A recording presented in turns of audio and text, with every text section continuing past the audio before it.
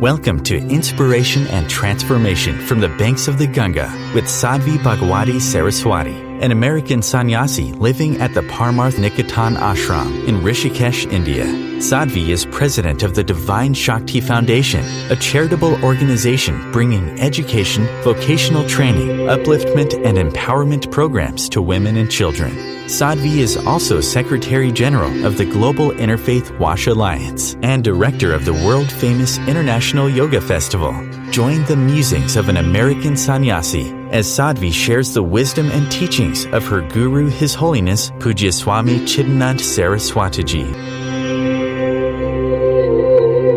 Welcome everyone to Inspiration and Transformation from the holy banks of the sacred Ganga River in the land of Rishikesh, India, which is how to stop our thoughts. Still, after meditation and yoga, I experience a lot of thoughts. How to decrease them. Thoughts are not in and of themselves bad. There's nothing inherently wrong with a thought.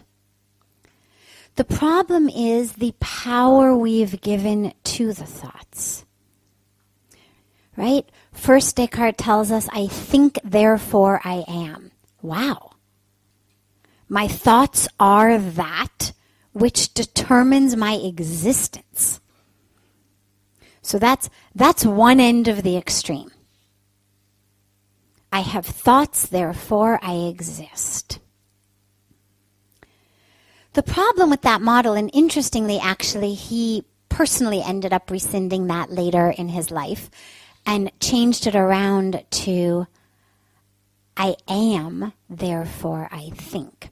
But that didn't get nearly as publicized as the I think, therefore I am, because the whole separateness of body and mind was so in vogue at that time. In any case, what we know is I am, therefore I think, not I think, therefore I am. And if you doubt that, I would cease to exist the minute my thought ended. I mean, no matter how many thoughts you have, in what rapid succession they come, there are brief moments when you don't have a thought. Maybe over like this, but they exist. If I thought, therefore I am, then after each thought, I would cease to exist. And if I ceased to exist, well, who would have the next thought? Who would be the thinker of the next thought? So, okay, we're not our thoughts. But that doesn't make them inherently evil. Our brain is a wonderful, wonderful tool. It's just not something that we want to let run the show. It's a beautiful saying that the mind is a great tool, but a very bad master. So you don't want to end your thoughts. Spirituality is not becoming dull. It's not an absence of thoughts, an absence of passion, an absence of life. Sometimes people think that when I become spiritual, or spiritual people are those who just kind of live like stones. But it's not that. What we become free of is the thoughts that trouble us. The thoughts that don't let us meditate. The thoughts that don't allow us to experience the space into which grace comes. So it's not about decreasing thoughts.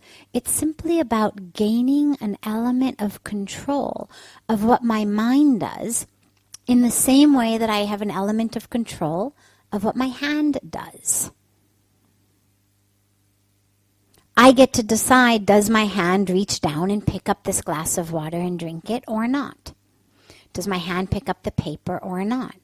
Does my hand wave at you or not? I have control over that. Goal is not to cut off my hand.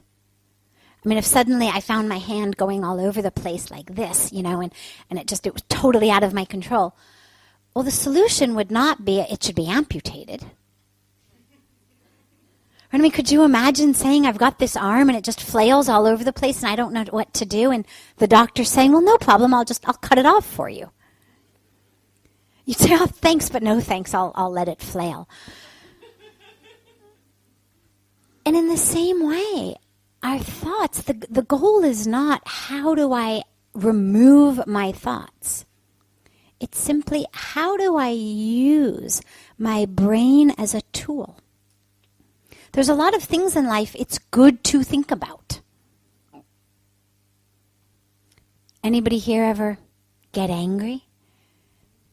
Say things you wish you didn't say, do things you wish you didn't do. Well, it's really helpful afterwards to be able to think about that, what happened. As we were talking on the banks of Ganga in the Aarti, new year, new creation, new me. Well, that's a good thing to think about. How can I become new? What can I leave behind that's old, that's suffocating me, that's festering in me? How can I become new? How can I be the creation? There's so much that's beautiful to think about. It's your loved one's birthday coming up. Think about what are you going to do for them. The power of thought is lovely. You could never make a plane. Nobody could have gotten here if you couldn't think. You couldn't have made a flight reservation. You couldn't have booked a car. You couldn't have heard us in the Aarti. You couldn't have walked up here. You couldn't have done anything. Our thoughts are powerful. What we need is to just understand how to not make them run the show. And this just takes practice. This is what meditation does. This is what prayer does. The greatest tool I have found on a personal level is a mantra. Because the thoughts, the mind, are very much like a child or very much like a puppy that literally just kind of runs all over the place. But if you give it something, you give your puppy a toy, you give the child a toy, they'll sit for a while happily in the corner playing with what you've given them. And a mantra gives the mind something to do. But it's actually much more powerful than that because it's not just something to do. It's actually a vehicle that carries you from this state of consciousness into a higher state of consciousness. But the first thing that it does is gives the mind something to focus on. Because the truth is you can only be thinking about one thing at a time. We may think you've got 100 things on your mind, but you can only be one place at a time. So in this moment, you're either here or you're someplace else. And you're only one other place. You're not going to be in 10 places. You may go from place to place to place to place to place, but you can only think about one thing at one time. So if I can be thinking about my mantra, doing my mantra, chanting my mantra, they say it should be not only verbal. You should actually be speaking the mantra, hearing the mantra in your own mind, seeing the mantra, that it occupies all of the senses. It's a very, very, very powerful tool. The breath is another very, very powerful tool. Bring the awareness to the breath. The minute the thoughts come, just bring the awareness. And the last suggestion I would offer is one of the reasons that the thoughts plague us so much is we hook ourselves into them. We get a thought and we follow it across our consciousness. So we're sitting here then suddenly we think about what we ate for dinner last night. Maybe we're hungry, maybe we know it's almost dinner time now, so naturally last night's dinner becomes something on our mind.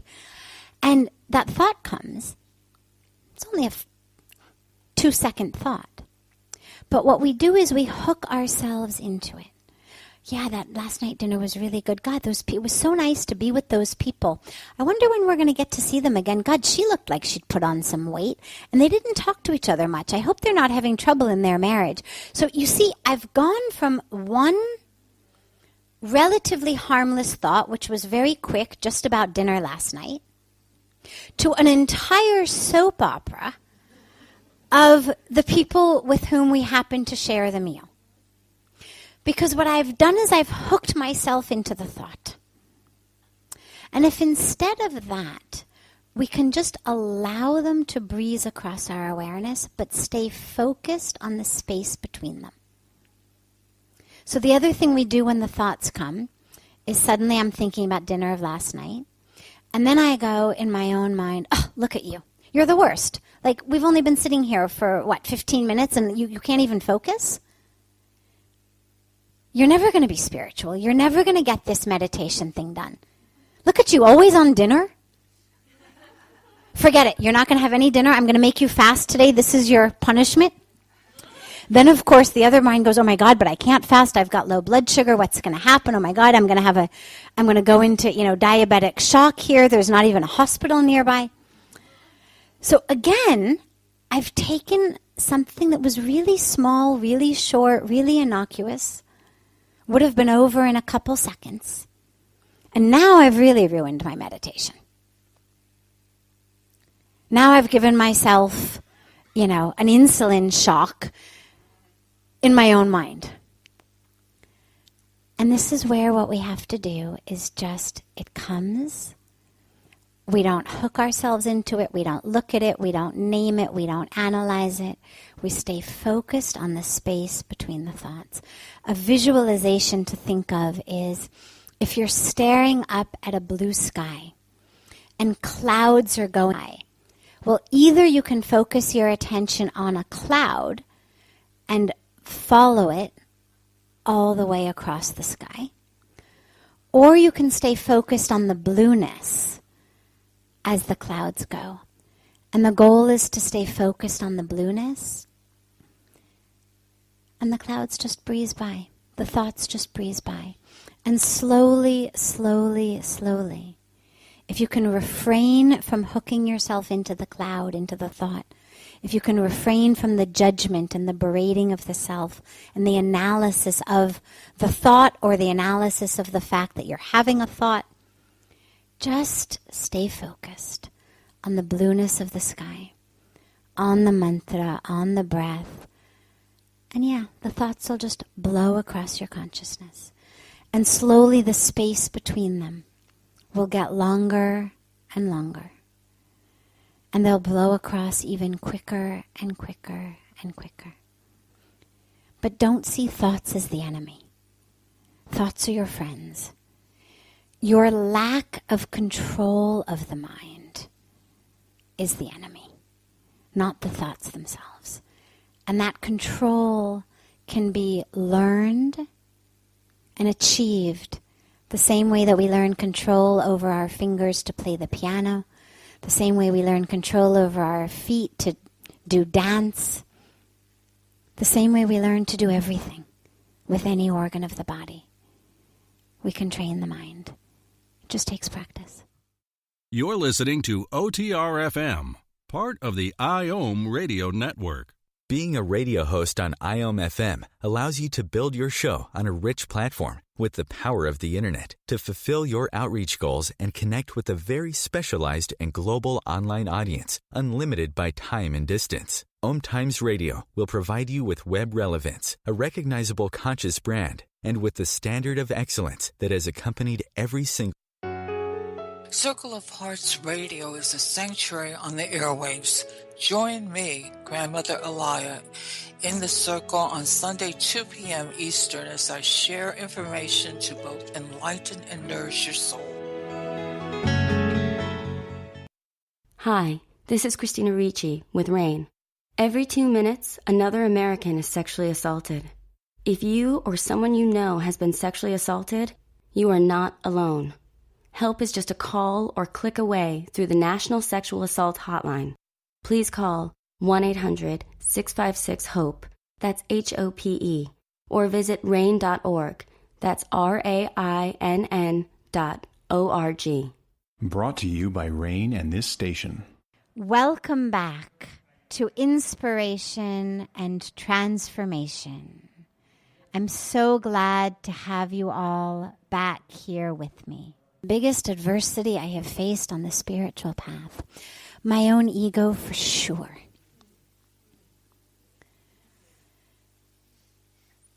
The outer world is just the outer world.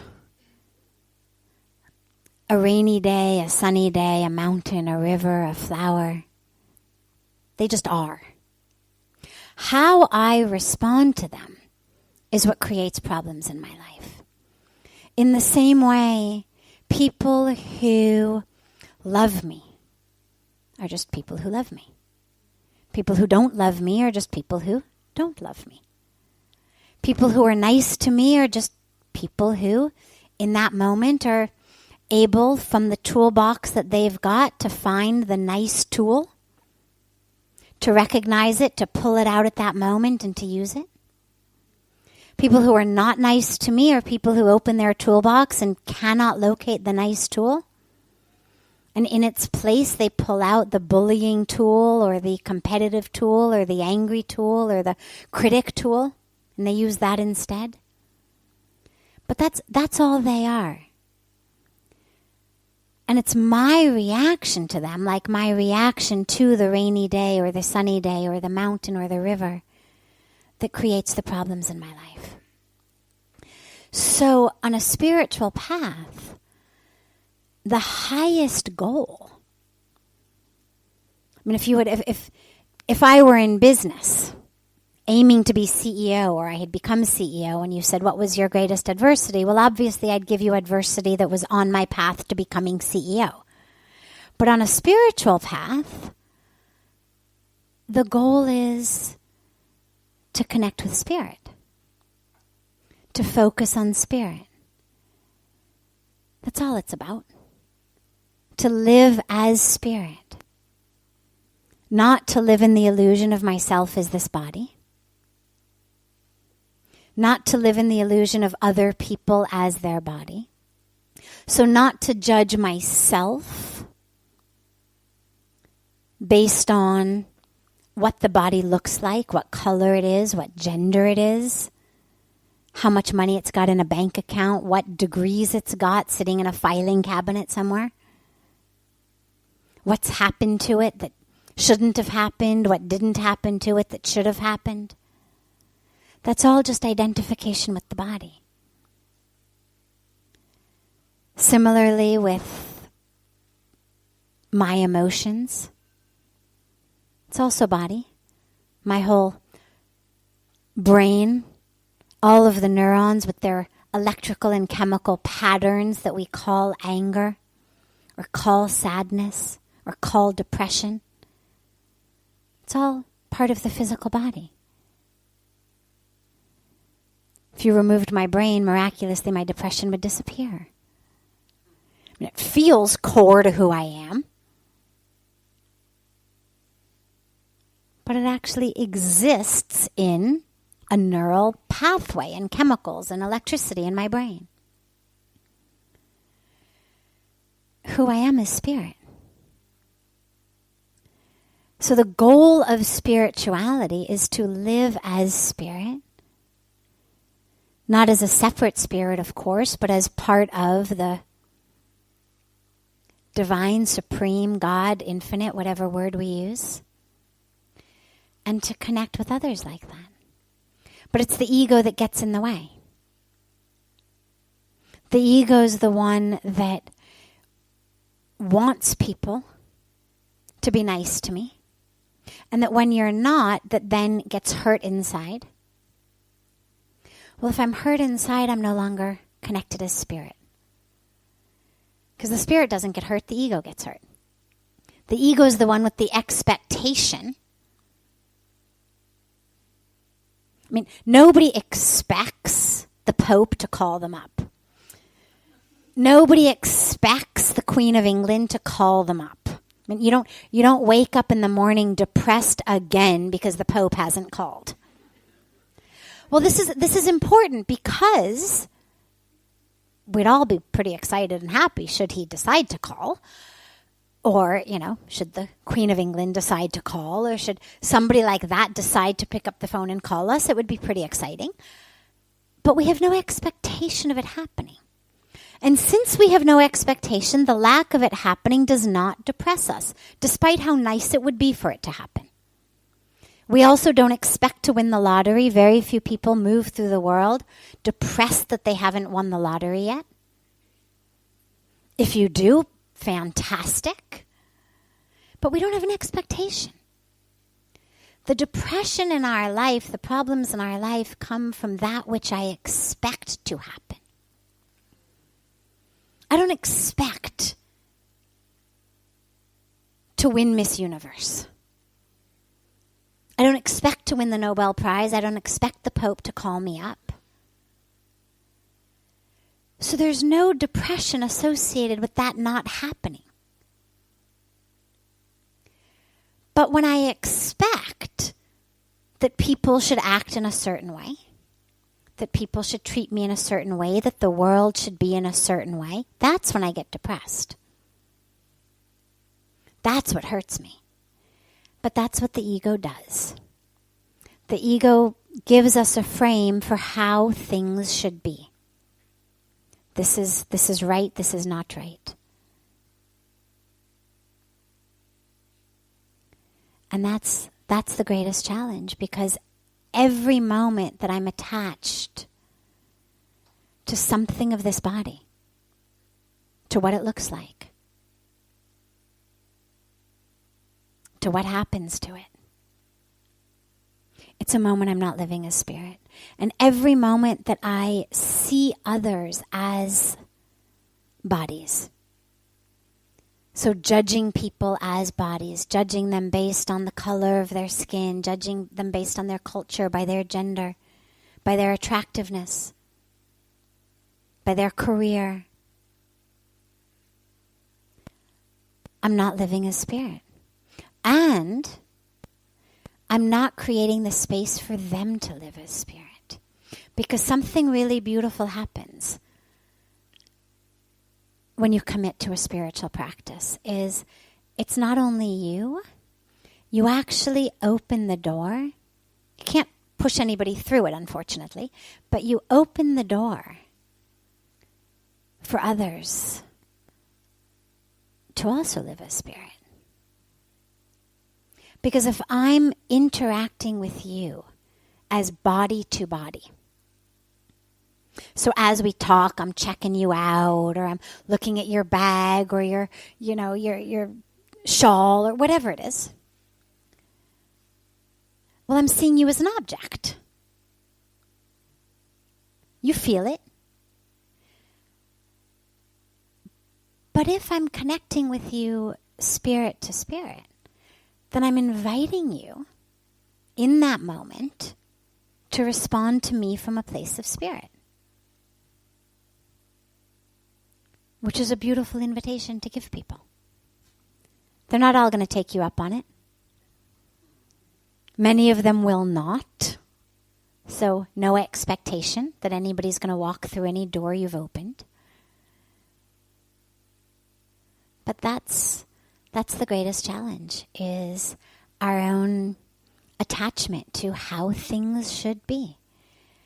And you have to let it go, because we have no idea how things should be. None. We have a lot of attachment to how we think they should be. But we actually don't know. And since we don't know,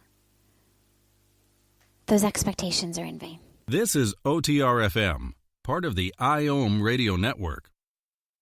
OMTimes Magazine is one of the leading online content providers of positivity, wellness, and personal empowerment. A philanthropic organization Their net proceeds are funneled to support worldwide charity initiatives via Humanity Healing International. Through their commitment to creating community and providing conscious content, they aspire to uplift humanity on a global scale. OMTimes, co-creating a more conscious lifestyle. Do you have time to read that inspiring book or that blog post you've been meaning to get to? In your busy world, how do you improve yourself and keep your life going?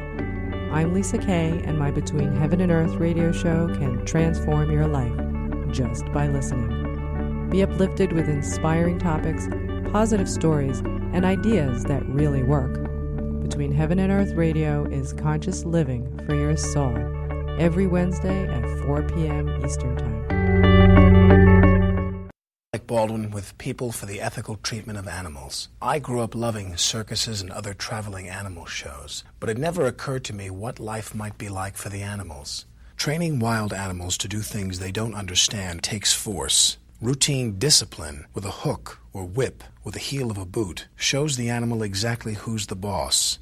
Don't patronize animal acts. Please contact People for the Ethical Treatment of Animals. 757-622-PETA. Welcome back. This is Sadhvi Bhagawati Saraswati with inspiration and transformation. Remember that dharma is who you are, and desire is for something outside of you. So I don't desire what I already have. I haven't spent one moment of my life desiring curly hair. I have it already. I haven't spent a moment of my life desiring to be a white American female. It's already what I am. Desire is always for something different than the moment. Different than what we have.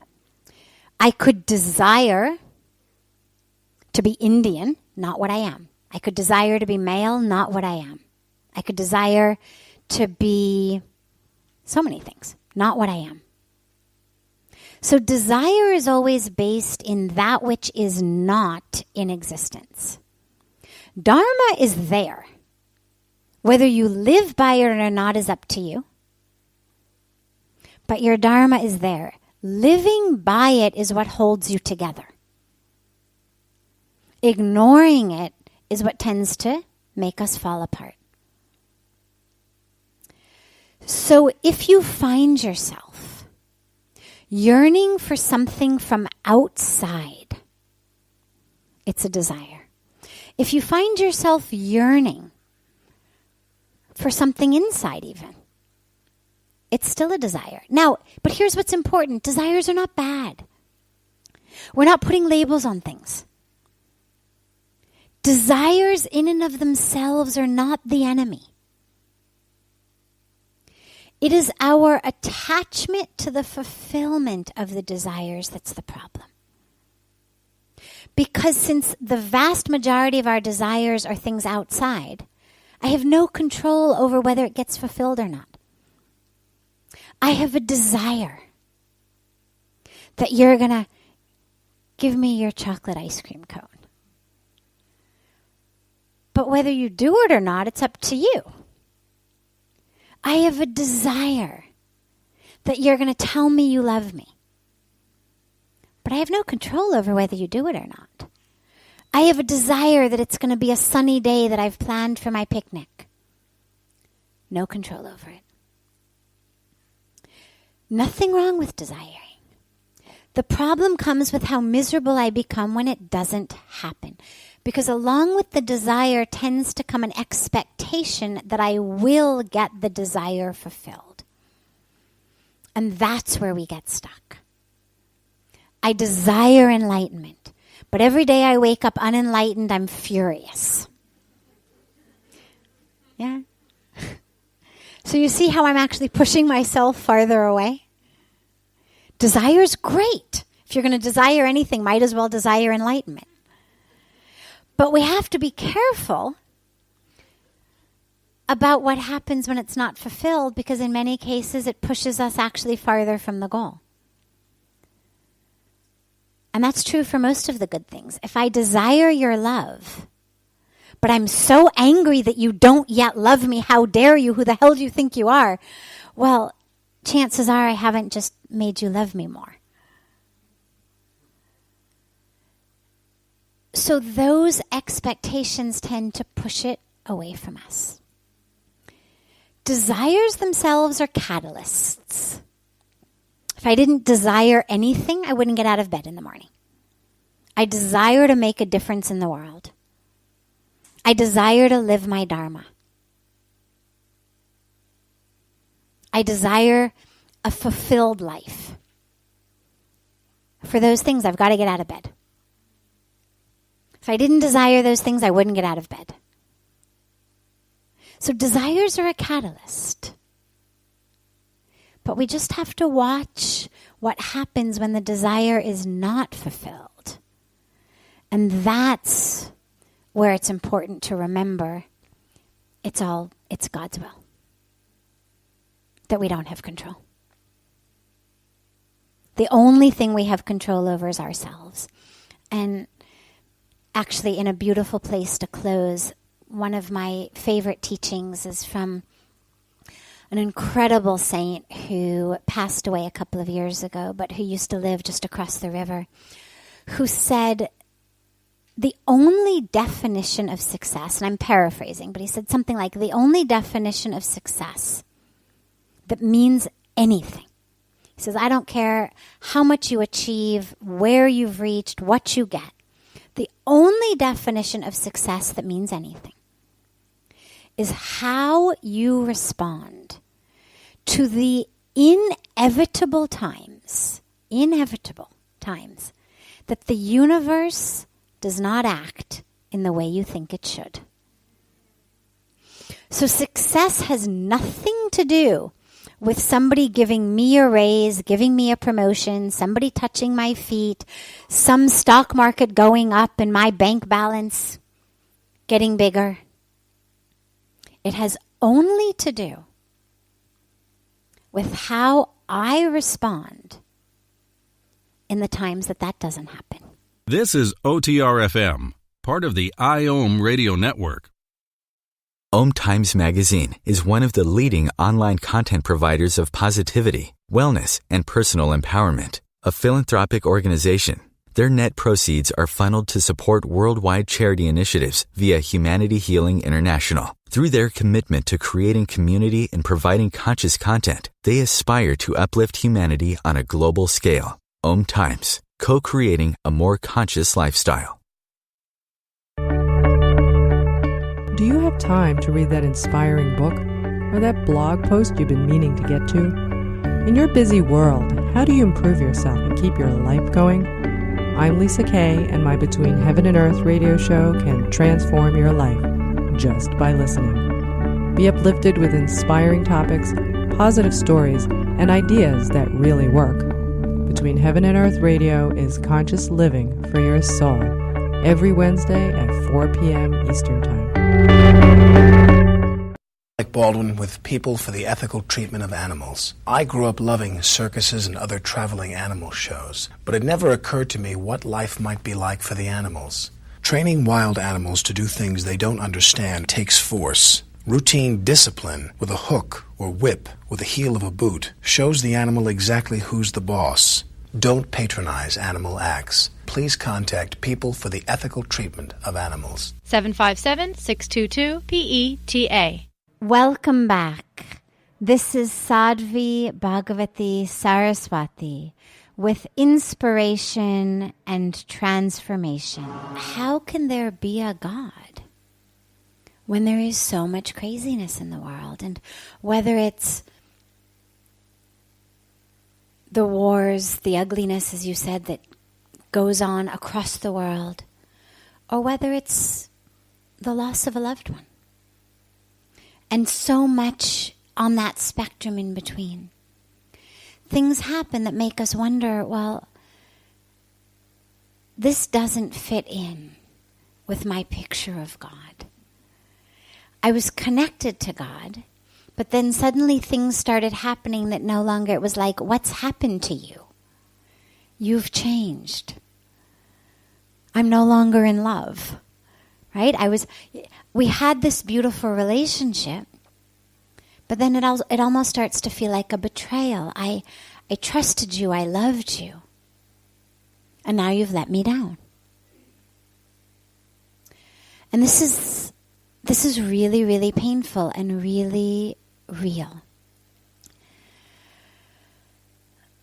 What's important to remember, first of all, is that there's no scripture in the world that I know of, no quotation of God in any language, in any tradition, in which it says, connect to me, love me, and bad things will never happen. And the reason that this is so important is we take it like that almost implicitly, but it's not actually said to us. It's not a choice between either there's God or there is this ugliness and pain. And the question becomes, well, how can there be both? What kind of conception of God would I have to have in order for there to be room for this ugliness? Because obviously the answer is not ignore it. That gets us into the state, that I joke about a lot of, I've had this beautiful meditation, I'm in so much peace, I'm in so much bliss, just don't come near me. Don't talk to me. Don't make me go anywhere or do anything, because I'm in peace right now. And that's not very sustainable, sadly. It's beautiful while it lasts, and we all know that feeling. But it's not sustainable. In order for it to be sustainable, we have to be able to do it with our eyes open. It cannot require the absence of a certain person or of a certain situation or of a certain experience. Because remember that God is infinite. And if he, she, it is infinite, then it has to encompass and include everything. Which means the minute I start saying, well, this can't fit here, it's no longer God I'm talking about. It's my creation, my projection of what God would be if I were in charge of creating God.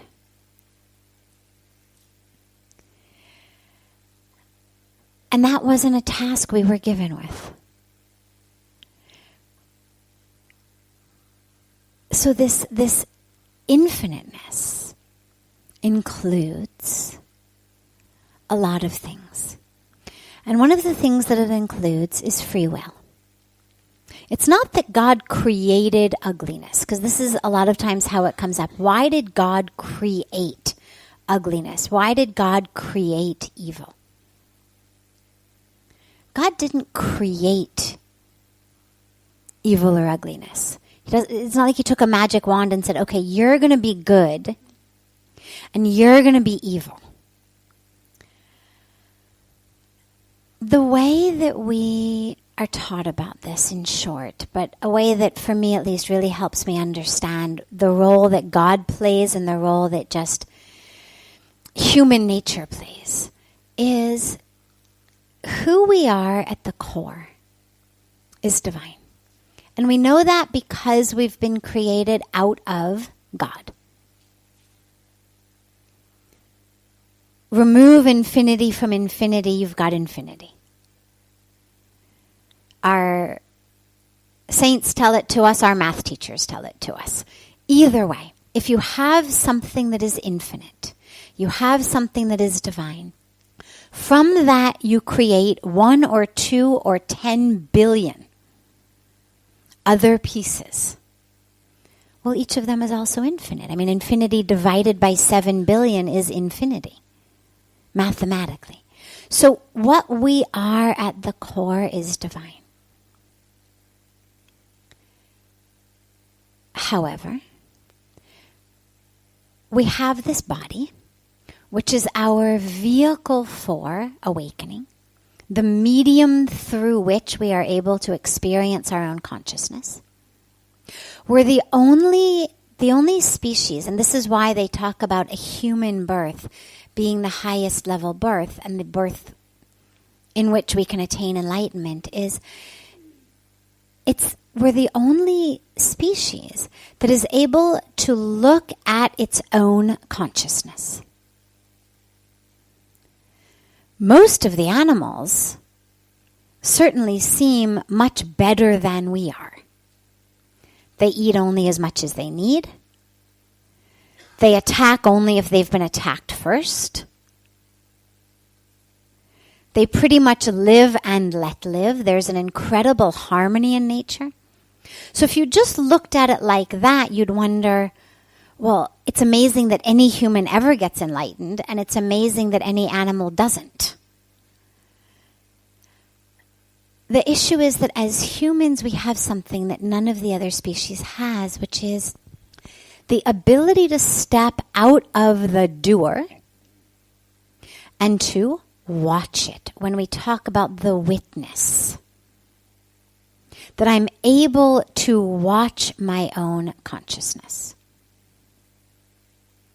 That's something only we have. So this body is the vehicle for, the medium of our awakening. But what happens is we identify with it. And we start to think that this is who I am. It's color, it's age, it's beauty, it's education, all of that. So we start to identify as, here's who I am.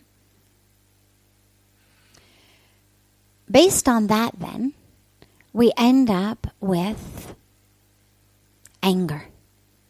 If I am this body, I am what I own, I am my relationships, and you do something to infringe on that, to hurt that,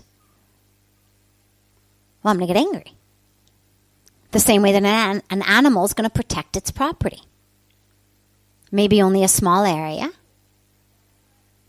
But if this is my territory, I've peed here, I've peed there, this is now mine. Right? That's how animals do it. And you infringe on that, you can be pretty sure I'm going to get angry. Well, we do the same thing. We don't do it by peeing all over, because we've got the mental constructs to just do it. This is who I am. This is mine. This is me. But if you infringe on it, it makes me angry. If someone seems to have a better package deal than I do, I feel jealous. I start to compete. Then we lie, then we cheat, and then the stories go on. The reason that I take you through this journey is that which you're seeing in the world is the result of ignorance. And it's ignorance that says, I am this body. A lot of the ugliness is based on, I identify as this religion or that religion, this culture or that culture, this color or that color. If I identify as consciousness, and I see you as consciousness, I've got a body, you've got a body, the same way that I've got a car, you've got a car, I've got a pair of socks, you've got a pair of socks. But I'm not going to identify you as your socks. I'm perfectly able to understand that they're just what's covering your feet to keep them warm. If I'm able to understand you are consciousness, you are soul, you are essence, and this body is just what you're wearing, like you wear a pair of socks or shoes, well then we're not going to go to war over which color your socks are and which color my socks are.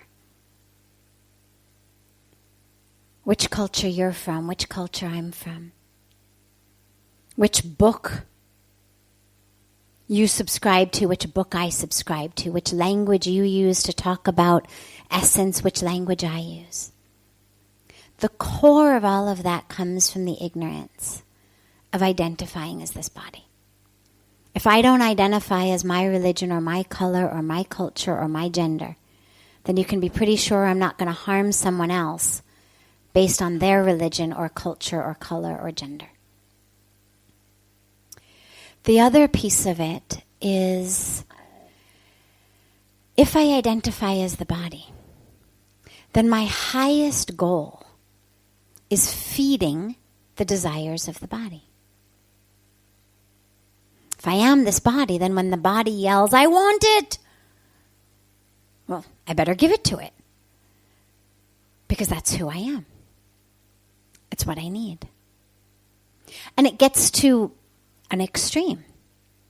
Yesterday, I was having a session with a group of people who are on a retreat for recovery from addiction.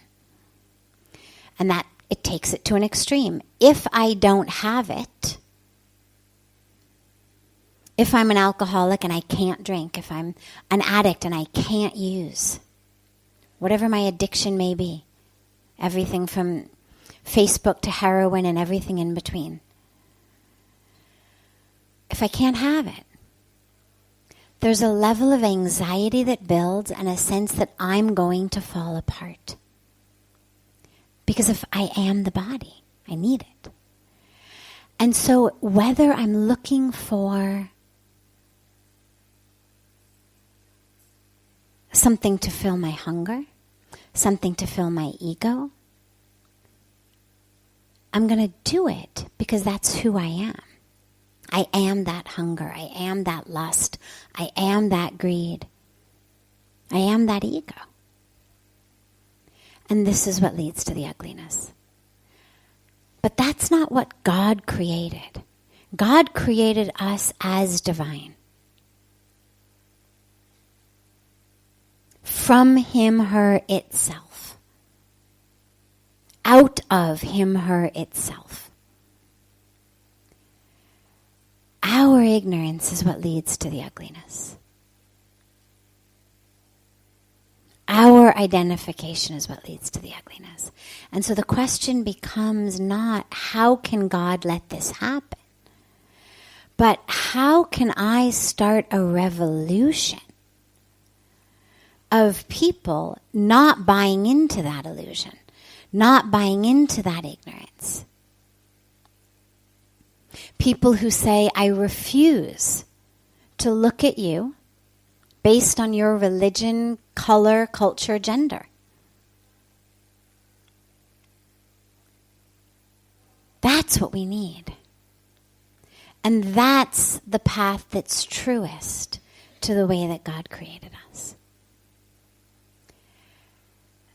Maybe if he could do it all again, he wouldn't give us free will. You know, if parents, you must have had the experience of giving your child a present once that they really wanted and then you really regret it. Shouldn't have given them that. But it's given. So I don't know, maybe if God were going to do it all again, we wouldn't get free will. Clearly we've abused it.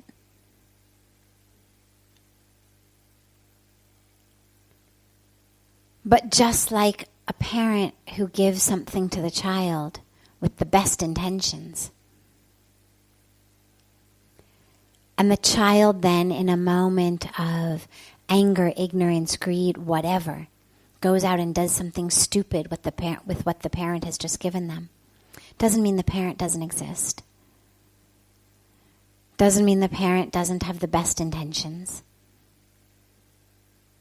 It just means that when the umbilical cord was cut, the child got his own legs, his own arms, his own brain.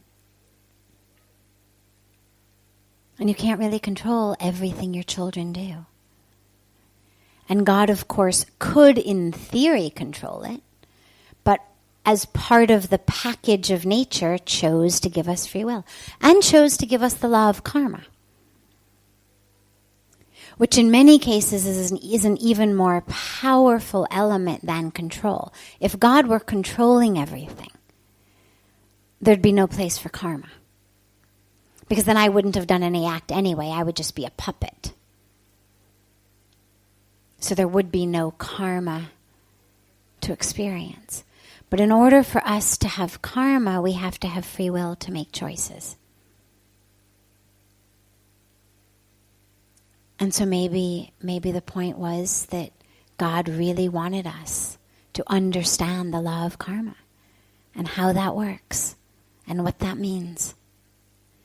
And to finally get to the point of saying, okay, enough. Hence, we've been given free will.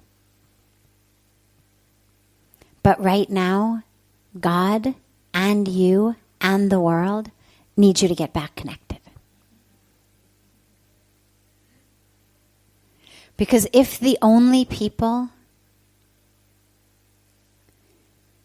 who are being deeply inspired from within are people who are being inspired to do harm, and the rest of us are just disconnected, the ugliness is just going to grow. The problems are just going to grow. We have to get connected, knowing that that power is all powerful. Just needs enough of us to connect to it.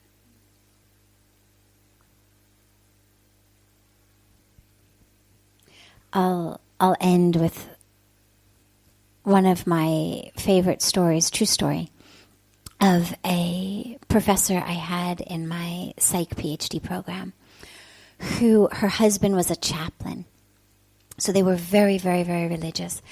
And in addition to being a professor, she worked with children who were dying of AIDS. And someone said to her one day, how do you do it?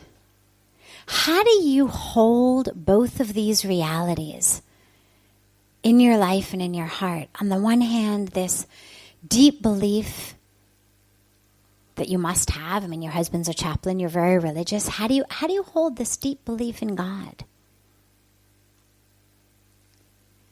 And a plan, divine plan, on the one hand, and spend most of your day with children who are suffering and dying through no fault of their own on the other hand.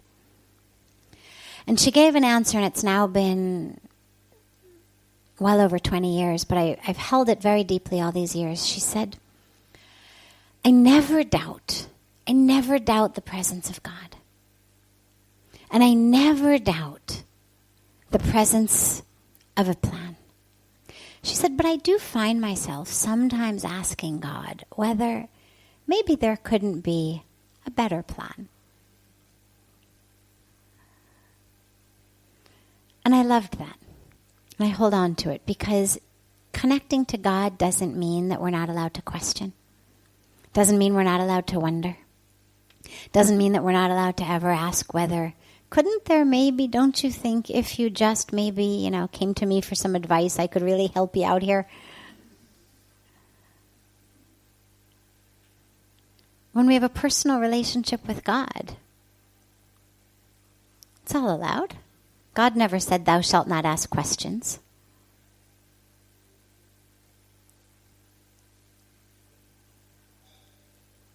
But the answer to the question is not to cut yourself off.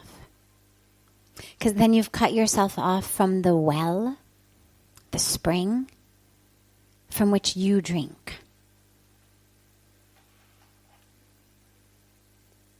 We need God. God doesn't need us. We need that connection.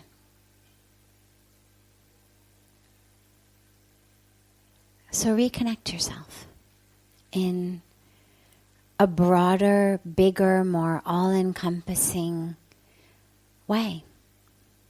That instead of God being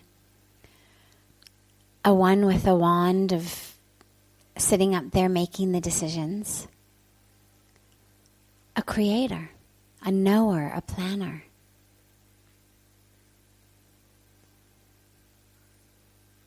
Whose creation, pieces of it, are in the midst of a sort of Frankenstein effect. that free will thing that they were given is running amok. But that doesn't change the presence and the power of the divine. Just makes us more responsible to bring them back from running even more amok. This brings to a close this hour of inspiration and transformation. Thank you so much for joining me. I'm so glad to be together with you all each week, and I look forward to being together again next Thursday, same time, on OMTimes Radio.